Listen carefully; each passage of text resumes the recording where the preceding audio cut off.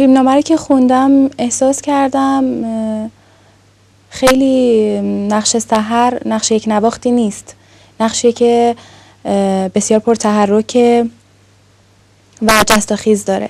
اینه که برای شروع کار، یعنی احساس میکنم برای استارت اصلی این حرفه فکر میکردم میتونه کار خوبی باشه. دوربین حرکت.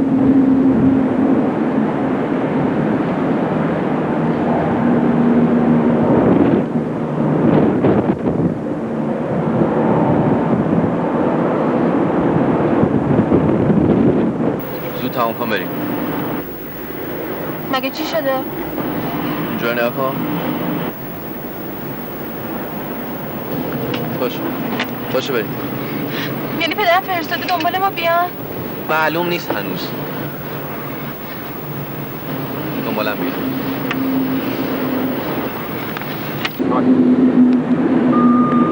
جامعه جای کسیت موردی نداره. بری برای سر. فیلمنامه رو بهم دادن، بعد اونو که خوندم اول خیلی میترسیدم. پلان اولی که میخواستن از من بگیرن توی پارکینگ بیهقی، بدون اینکه خبر داشته باشم که امروز میخوان از من پلانی بگیرن، گفتن آقا شما همراه گروه بیاین که آشنا بشین با جف.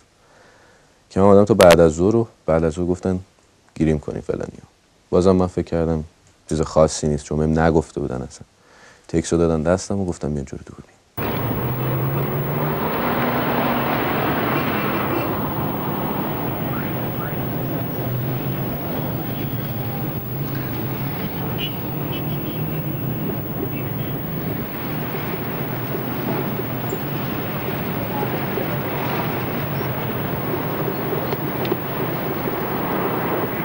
سلام. از مترو تا اینجا دنبالم راه افتاده. ما که از اونجا راحت‌تر میتونستیم بریم، برای چی منو تا اینجا کشوندی؟ اون وقت پدرت ما راحت پیدا می‌کرد. خیلی خوب دنبالم بیا. سحر فکر میکنم دختری تو سن 16-17 سال، یعنی دختری که بر اساس اون احساساتش تصمیم میگرفت و میدونین که این پسری رو دوست داشت و فرار کرد. من مسلما سنم خیلی بیشتر از سحر بود، ولی احساس کردم که من همین سن رو گذروندم، پس میتونم احساس نزدیکی با سحر داشته باشم، چون فکر میکنم دخترها تو این سن یکم احساساتی تصمیم میگیرن، یعنی اصلا منطقی نیستن. تو اون شرایط اون روزا اصلا احساسی از تحلیل نقش من نداشتم. من مجموعاً کلاس تحلیل نقشمون با خانم راستگار بود، مجموعاً 3 جلسه ما رفتیم که یه فیلمی رو میذاشتن برامون رو میگفتن هفته بعد تحلیلش بکنیم. یعنی چیزی رو یاد نگرفتم که نقش رو بشکافم، فقط طبق گفته آقای مقدس عمل کردم. رفتم یه شناسنامه براش خودم نوشتم که هنوزم اون برگه ها رو دارم نگه داشتم.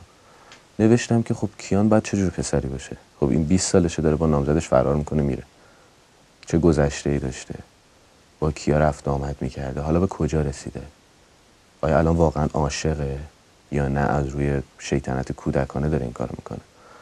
این تو همین حد بود. دوربین حرکت.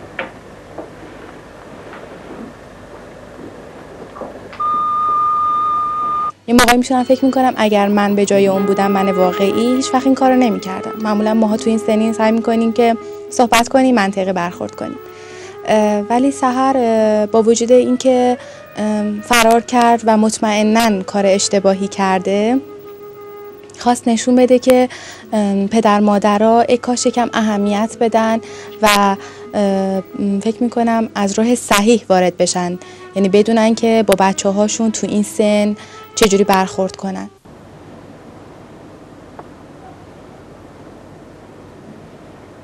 من میدونم اونا کجا رفتن. رفت. مرسی. اوکی. مرسی. خیلی خوب. دست درد. آقای مقدس از اول همش صحبتش این بود من میخوام یه فیلم بسازم که مردم خوششون بیاد، مردم رو بکشونم به سینما. تو این کارشون هم از نظر من موفق بودن. حالا که ما بیایم بشینیم نقد کنیم بگیم این کار چرا جشنواره پسند نبود، چرا جایزه نمیتونست بگیره، اینا از نظر من صحیح نیست. شور عشق مال نسل جوونه، یعنی مال جوون هاست. من فکر میکنم اگر نگاه مثبت نسبت به این فیلم داشته باشیم و نکات مثبتش رو دقت کنیم، حرفی برای گفتن برای جوان ها داره. من خودم به عنوان یک بیننده که تو این کار نباشه وقتی نگاه کردم احساس کردم که میتونه حرفی داشته باشه، میتونه ماها رو راهنمایی کنه. حتی ممکنه این فیلم منفی باشه، یعنی آموزش نده، ولی جوان‌ها میتونن با نگاه کردن به این فیلم ممکنه بدونن که چه عواملی باعث میشه که این کارها رو بکنن و ممکنه چه نتیجه‌ای داشته باشه اگر که فرار کنن و هر چیز دیگه.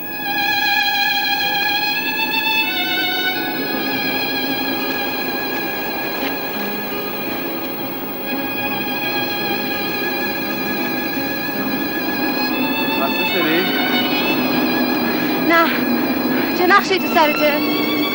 فعلا نمیدونم، خودم گیج شدم. اگه از اتوبوس دور بشیم ممکن دیگه ماشین گیرمون نیاد. میریم تو جاده یه ماشین دیگه سوار میشیم، چاره دیگه نداریم. برو.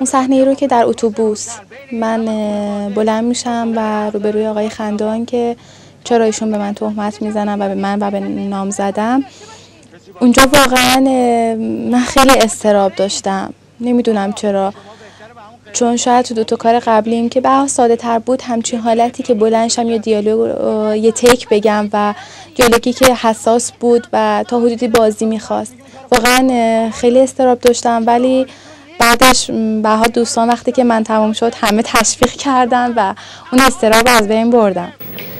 آقای محترم ما با هم نام زدیم، چرا هیچ کس حرف ما رو نمیفهمه؟ مگه ما چه گناهی کردیم؟ چرا تهمت میزنی آقا؟ مگه ما دزدیم، قاتلیم که هرچی دلتون میخواد بارمون میکنیم؟ شما فکر میکنین کی هستین؟ سحر مگه دروغ میگم؟ ما 2 ساله که نام زدیم. پدرم میگه کیان کار نداره، پول نداره، نمیتونه مرد زندگی باشه. اونا گفتن کیان اگه سربازیش تموم شد ما میتونیم با هم عروسی کنیم. الان 6 ماه که ما حتی تلفنی هم با هم حرف نزدیم. خودش برای من شوهر پیدا کرده. اصلا نظر منم براش مهم نیست. ما میریم که کار خودمون تموم کنیم. یکی همون صحنه اولی که وارد شدم و دوست دارم، یکی هم صحنه‌ای که تنها زیر بارونم بدون دیالوگ، چون 3 پلان هست که من زیر بارونم که 2 تاش دیالوگ دارم، یکی با خواهرم یکی با سحر، یکیش هست که بدون دیالوگم، اونو خیلی دوست دارم.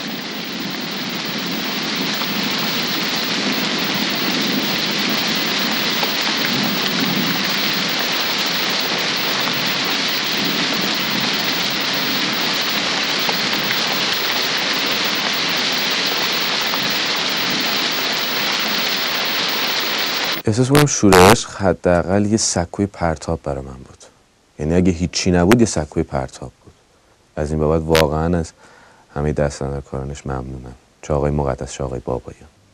فقط تنها چیزی که در مورد شور عشق میتونم بگم اینه که مال جوون هاست و تا اونجایی هم که میدونم جوون ها دوست داشتن. فقط همین.